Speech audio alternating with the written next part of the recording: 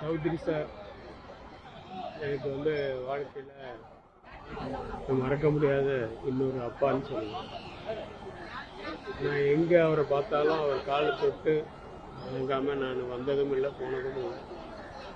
இந்த காலை இன்னைக்கு கண்ணாடி போட்டு மூடிட்டாங்க. அதாவது இருந்தாலும் நான் வந்து ஒரு 10 வருஷமாக அசிஸ்டன்ட் டைரக்டராக ஒர்க் பண்ணியிருக்கேன். அப்போ நிறைய ப்ரொடியூசர்ஸ் வந்து என்ன டைரக்டர் ஆக்குறேன்னு சொன்னாங்க. ஆனால் ஒரு ப்ரொடியூசர் சௌத்ரி சார் உட்காந்து இருந்தவர் எழுந்து போகிற வழியில் என்னை வந்து நீ தான் என் டைரக்டர்னு சொல்லிட்டு போனார். அந்த வார்த்தை இன்ன வரைக்கும் என்னால் மறக்க முடியல.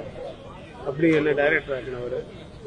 ஆனால் நான் அந்த படம் வந்து சரியாக போகாது சார், அதனால நான் இது படம் பண்ண மாட்டேன்னு நான் சொன்னேன்.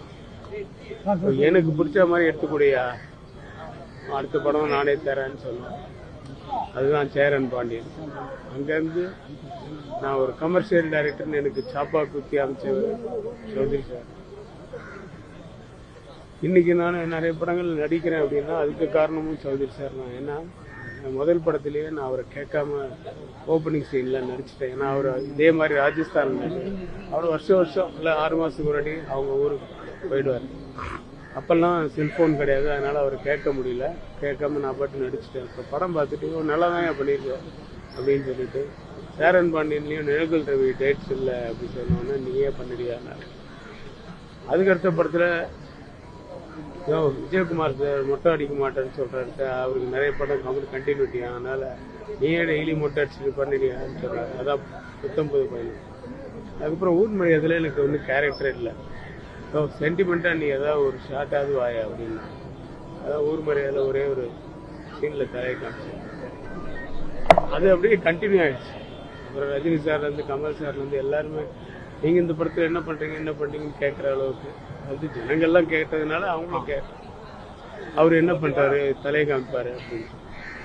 ஸோ எனக்குள்ள வந்து ஒரு நடிகன்றதும் அங்கீகாரம் பண்ணவர் அவர் தான். நான் ஒரு டைரக்டராக என்னை வந்து இது பண்ணவர் அவர் தான்.